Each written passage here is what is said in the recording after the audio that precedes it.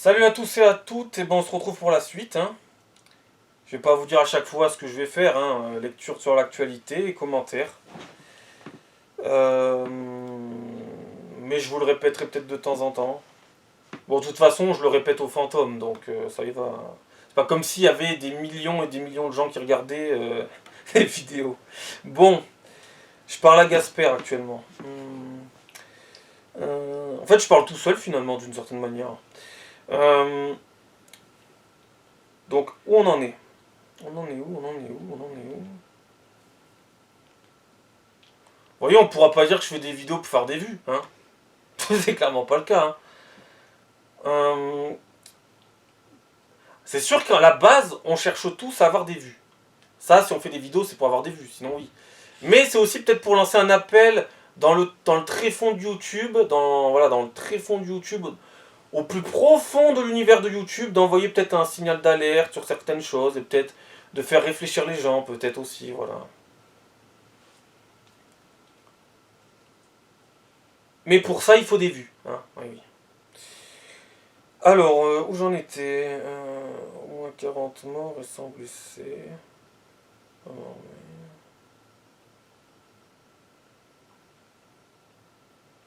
Salon de Provence, 13. Un homme, victime de représailles après avoir chassé des dealers de son immeuble, il a été visé par des tirs, son appartement cambriolé, la porte du domicile de sa mère mise à feu. Donc ça c'est en France, hein. Et c'est la richesse ça, hein. Eh oui, c'est la richesse, hein. Voilà.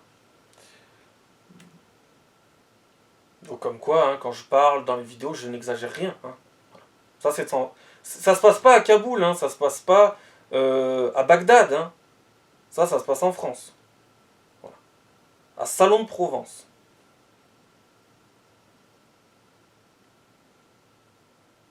Alors, ensuite.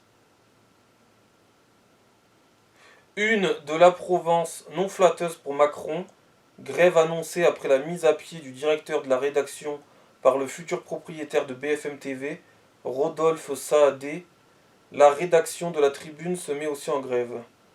Donc apparemment, un milliardaire a racheté BFM TV et il est ami de Macron et comme ils avaient fait une pas terrible sur Macron, ben, ils les ont tous virés. Mais heureusement, on est en démocratie, hein. On est dans une démocratie foutage de gueule, hein. Voilà. Alors nous, on tue pas les gens, hein. On les assassine pas, mais par contre, on les tue médiatiquement. Voilà. Nous, c'est notre façon de les tuer en France. Voilà. Mais ça reste une sorte de ouais, c'est pas vraiment une démocratie quand même, hein. On est plus dans une dictature, démocratie, anarchie sous contrôle, jusqu'à quand on sait pas trop, foutage de gueule. Voilà.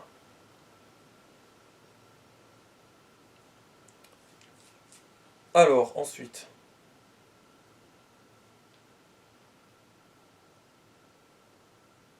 Des hommes armés ont fait irruption dans le Cronus City Hall durant la prestation d'un groupe de rock. De nombreuses personnes se sont réfugiées sur le toit. La diplomatie russe dénonce un attentat terroriste, des dizaines de morts. Ok, donc ça on l'avait vu. Ça, ça on l'a vu aussi. Drogue. Darmanin veut élargir les tests de dépistage sur la voie publique. Cergy-Pontoise. Voiture percutée, policier blessé, folle course-poursuite jeudi soir. Lille. Un adolescent radicalisé de 14 ans, soupçonné d'avoir voulu commettre un attentat contre un centre commercial. Oui, contre un centre commercial.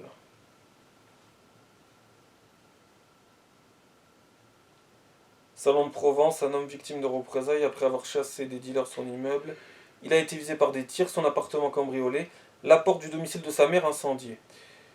Les 1, d'accord.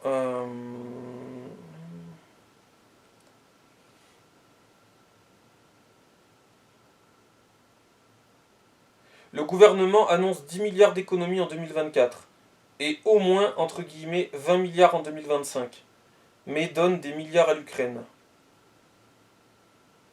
Moi, ça me choque pas qu'ils aident l'Ukraine en tout cas, hein. S'il y en a qui sont choqués, je vous comprends pas, mais c'est logique d'aider l'Ukraine. Après, ce que je comprends pas, c'est d'aider l'Afrique. Voilà. C'est ça que je comprends pas. D'aider l'Afrique quand l'Afrique est en Europe. Voilà. Aider l'Afrique en Afrique, ok. Aider l'Afrique en Europe, non. Voilà. Non, parce que quand on est choqué d'un truc, il faut être choqué de tout, en fait. Et pas que d'un truc par-ci, parmi tant d'autres. Et je vous rappelle que beaucoup de pays africains n'ont pas la guerre, hein, contrairement à l'Ukraine. Je vous rappelle que s'ils fuient la guerre dans certains pays africains, ils peuvent aller se réfugier dans certains autres pays africains où il n'y a pas la guerre. Mais bizarrement, ils veulent pas se mélanger là-bas. Pourtant, ils sont tous frères d'Afrique. C'est très bizarre ça aussi. Ils pourraient au pire aller même en Arabie Saoudite, dans les pays très riches qui sont juste à côté. Arabie Saoudite, Qatar, Émirats Arabes Unis, Bahreïn, mais ils les veulent pas. Voilà. Donc c'est l'Europe qui va les récupérer parce que l'Europe elle les veut en plus. Donc voilà. Euh... Ah oui, j'avais vu un truc, mais de toute façon il réapparaîtra. Sur la main-d'œuvre ukrainienne. Hein, la main-d'œuvre ukrainienne en France. Eh ben c'est pas la même main-d'œuvre que la main-d'œuvre africaine. Hein. Mais bon, ça on n'est pas surpris. Hein. Qui tombe des nues finalement. Hein. De toute façon, j'ai pas vu une invasion d'Ukrainiens, moi, hein, personnellement. Pourtant, ils ont la guerre. C'est bizarre. Hum, euh, Alors, j'essaie de trouver, alors, que je loupe rien. Hein, ok.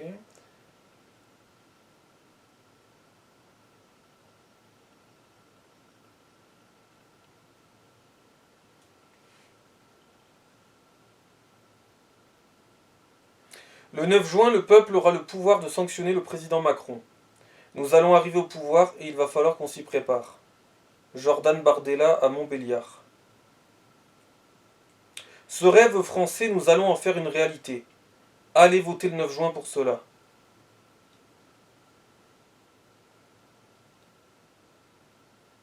Fin de discours pour Jordan Bardella à Montbéliard. Les sympathisants entonnent la Marseillaise.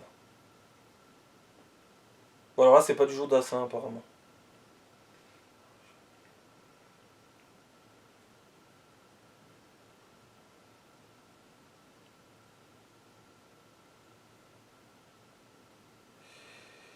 Des fois, la politique, on se demande si ça ne devient pas des acteurs ou des chanteurs. C'est hallucinant. Bain de foule de Jordan Bardella avec des centaines de jeunes hommes et de jeunes femmes qui souhaitent arracher leur selfie avec celui qui est ce soir la star de Montbéliard, Jordan on t'aime. On dirait que c'est Johnny Hallyday en fait. Ça fait flipper. Je vous rappelle que c'est de la politique quand même. Ça fait flipper quand même. Je trouve ça un petit peu inquiétant, mais bon, soit, il n'y a pas mort d'homme. Yael Braun-Pivet propose pour 2025 que 25% des députés soient élus au mode de scrutin proportionnel dans les départements les plus peuplés afin que l'Assemblée ressemble davantage aux Français. Ouais, non, mais je vais pas commenter ça, sinon il y en a pour une demi-heure. Un ado de 14 ans, soupçonné d'avoir voulu commettre un attentat à Lille dans le centre commercial Euralille, il aurait voulu venger le prophète en attaquant son collègue avec un ami. Du contenu pro-djihadiste retrouvé dans son téléphone portable.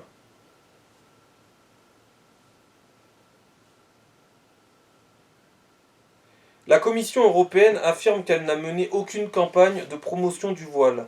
La réalité, 35 visuels avec des femmes ou des fillettes voilées depuis juillet 2021, hors Parlement et autres institutions.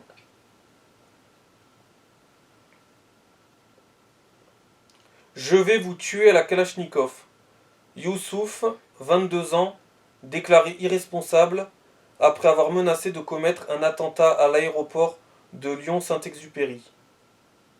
Bon, forcément, hein, il est encore une fois jugé irresponsable. Eh ben oui, parce que forcément, hein, si vous êtes racisé, vous êtes irresponsable. Eh oui. S'il avait été blanc de souche, il était clairement directement inculpé. Voilà. Et c'est qu'après qu'ils auraient cherché s'il est vraiment responsable ou irresponsable. Là, ils ne cherchent pas, il est forcément irresponsable de ses actes, tout de suite. C'est sûr. Mais tout ça, ça a des grosses limites, tout ça.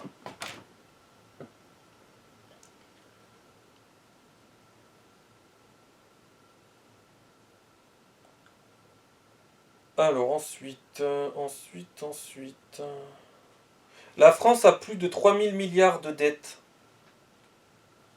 La France a plus de 3000 milliards d'euros de dettes. Le record du déficit public, le record du déficit commercial, le record des prélèvements obligatoires. Dans n'importe quelle entreprise privée, Emmanuel Macron aurait été licencié.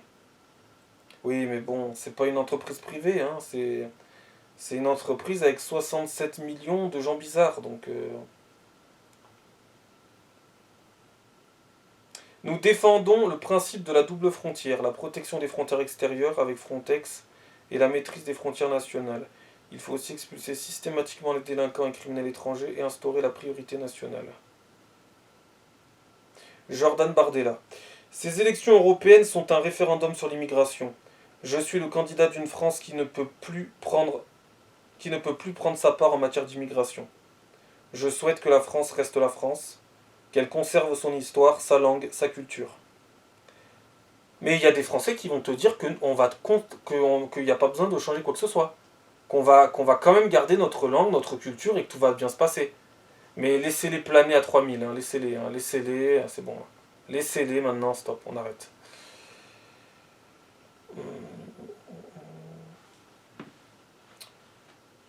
Comme beaucoup de Français qui ont honoré la démarche d'assimilation, je suis venu d'ailleurs, mais je suis devenu d'ici. J'ai épousé l'histoire de France. Aujourd'hui, l'immigration en France, c'est venez comme vous êtes et faites de la place pour que je m'y mette.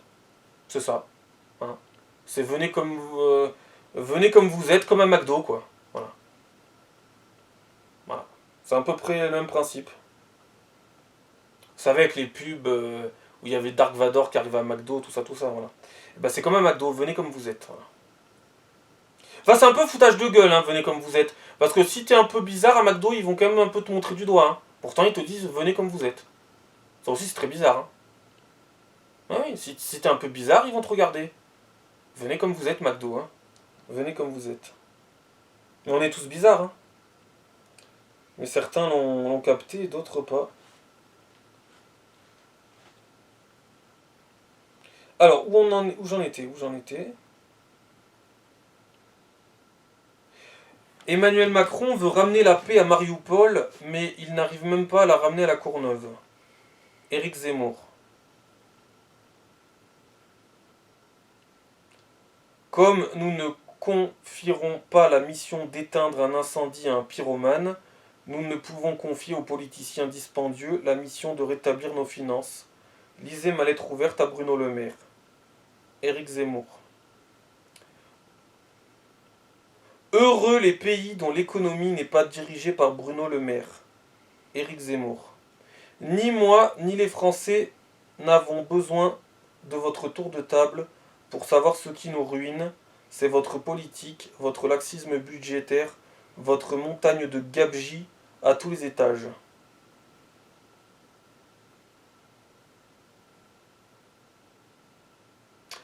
Quand, 14, un migrant clandestin algérien tente de violer une fillette de 13 ans, il finira par l'agresser sexuellement.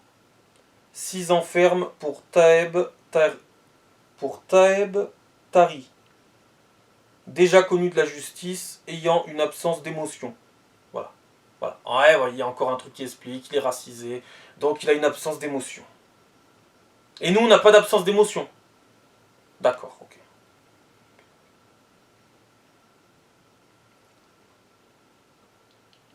C'est peut-être la fille qui a été violée qui va avoir une réelle absence d'émotion. Mais bon, ça... Passons, hein. Vous voyez, l'immigration, dans certains cas, c'est ça. C'est des meurtres, c'est des viols, mais c'est de la richesse. Et je suis gentil de dire dans certains cas. Et on va te dire que c'est de la main-d'œuvre. Hein. C'est de la main-d'œuvre de viol. C'est de la main-d'œuvre de meurtre. C'est de la main-d'œuvre de délinquance. Et des fois, c'est de la vraie main-d'œuvre. Des fois. De toute façon, si t'es quelqu'un issu de l'immigration qui va s'intégrer, s'assimiler, travailler, etc., qui posera pas problème, le système va te mettre des bâtons dans les roues. Parce que tu corresponds pas à ce que veut le système. Voilà. Mais ça, j'en reparlerai, va. Éric Dupond-Moretti a passé un savon aux magistrats ayant témoigné sous serment devant les sénateurs de la situation catastrophique à Marseille en matière de narcotrafic. Les explications de Charlotte Dornelas. Donc, je vous passe un savon parce qu'il ne faut pas dire la vérité. Tout va bien et l'insécurité n'est qu'un sentiment, n'est qu'un fantasme.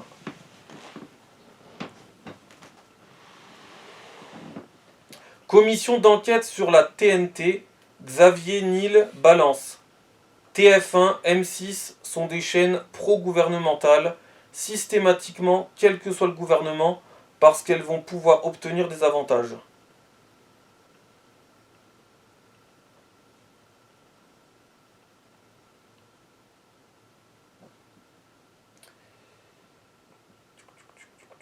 Marseille, il a fallu que je me plie aux règles des dealers. On n'est pas à l'abri de recevoir une balle perdue.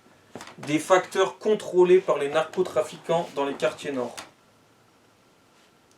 Essonne, 372 kg de cannabis saisis par l'OFAST et la BRI. Paris, un policier décède en service suite à un malaise cardiaque. Drogue, Darmanin veut élargir... Bon, ça j'ai déjà lu. Ça aussi.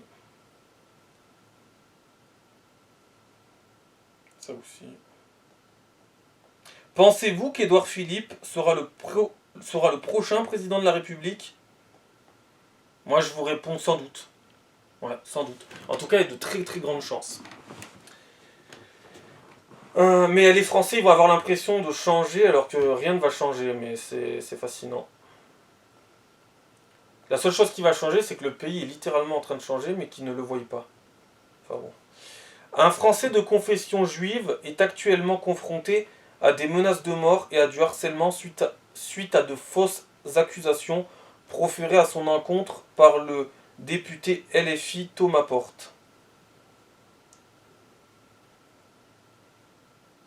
La Russie ajoute les LGBT à sa liste des terroristes et extrémistes. Faudrait peut-être plutôt rajouter, par exemple, l'État islamique, peut-être, avant les homosexuels, hein. Peut-être. Et peut-être que aussi, faudrait peut-être que la Russie s'ajoute elle-même à la liste des extrémistes aussi. Eh ouais, mais bon. Mais ils se sont encore pas vus dans un miroir, les pauvres. Donc moi j'ajoute la Russie, une partie de la Russie, le gouvernement russe, à la liste des terroristes et extrémistes. Avant les LGBT, bah oui quand même, faut pas déconner, non? Édouard Philippe, en visite en Nouvelle-Calédonie, a clairement exprimé ses intentions de se présenter à l'élection présidentielle de 2027, soulignant l'importance de comprendre les enjeux locaux, qu'il ne voudra pas comprendre et qu'il ne comprendra jamais. Agde, piégé par une voyante, le maire LR mis en examen et écroué pour corruption. Qu'est-ce que c'est que cette histoire? Mais on passe. Paris, vidéo, crack, on est agressé en permanence, ils cassent des voitures pour n'importe quoi, et cela dure depuis 2021, s'indigne des riverains du quartier de la Villette. Essonne, 372 kg de cannabis saisis, ça je l'ai déjà lu. Marseille, il a fallu que je me plie aux règles, ça j'ai déjà lu. Ça j'ai déjà lu.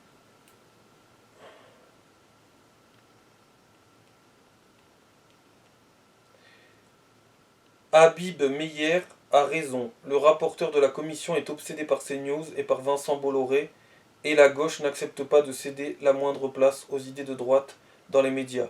Stop à la dictature médiatique de gauche. Oh, mais vous savez, si vous saviez, il n'y a pas que la dictature médiatique de gauche. Hein. Il y a bien plus que ça. Hein.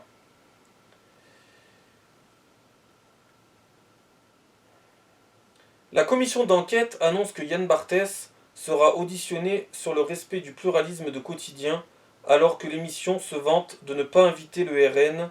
On attend la leçon de censure démocratique que va donner Vladimir Adolphe Benito Barthès. Mais je vous rappelle que Yann Barthès a dit qu'il était anti-facho. Il est anti lui-même. Ils sont forts ces gens quand même, ils sont très forts. Ils sont balèzes, ils sont balèzes, ils sont balèzes. Laissez-les dans leur connerie, hein, laissez-les dans leur connerie. Euh...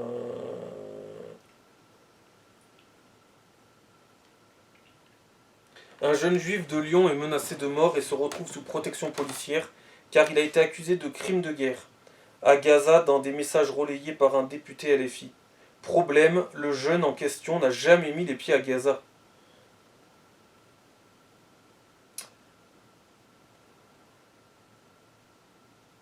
En homme de gauche généreux jusqu'à l'incompétence, Olivier Véran, bien que neurologue, va faire de la médecine esthétique dans une clinique UP.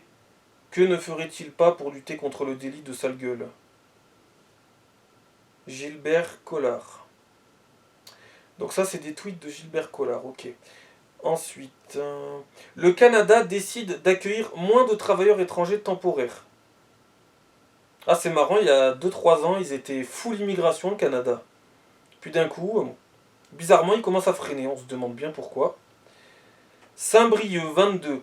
Marié à sa cousine, le migrant soudanais, auteur de violences conjugales, est expulsé 3 fois du tribunal. Il hurle au racisme. Voilà.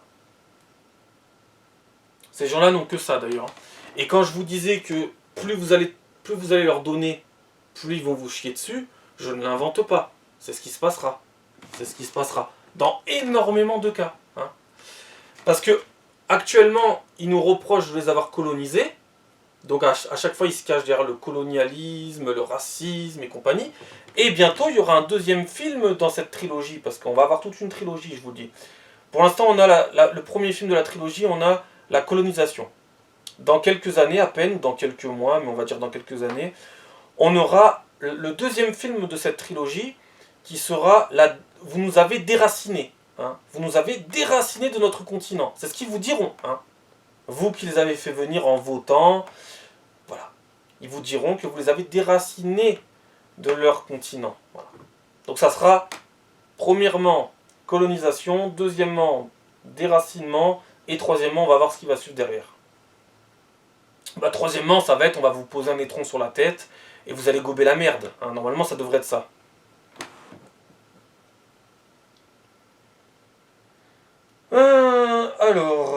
Où j'en suis. Le pire, c'est que quand ils vont se faire poser un parpaing fécal sur la tête, ils vont pas comprendre ce qui leur arrive, le pire. Ça sera une découverte pour eux. Hein. C'est pour ça que j'essaie d'être gentil, généreux, et de leur dire ce qui va se passer.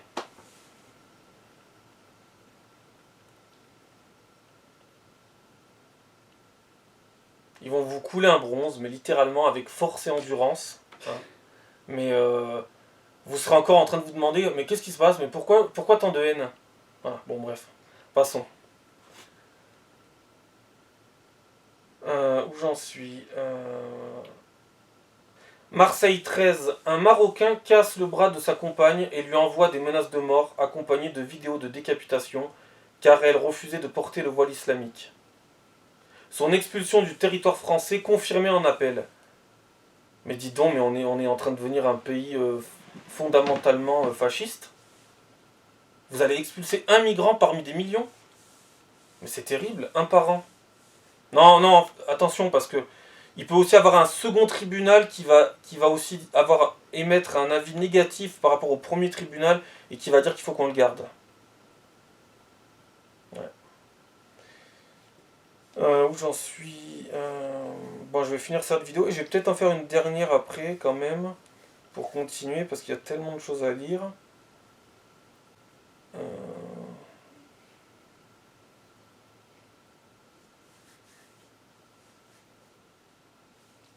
Je croyais qu'elle mettait le voile que parce qu'elle le voulait. Que dans tous les cas, elle le mettait que parce qu'elle le voulait. Bah non, hein, des fois elles sont forcées à le mettre, hein, c'est bizarre. Hein.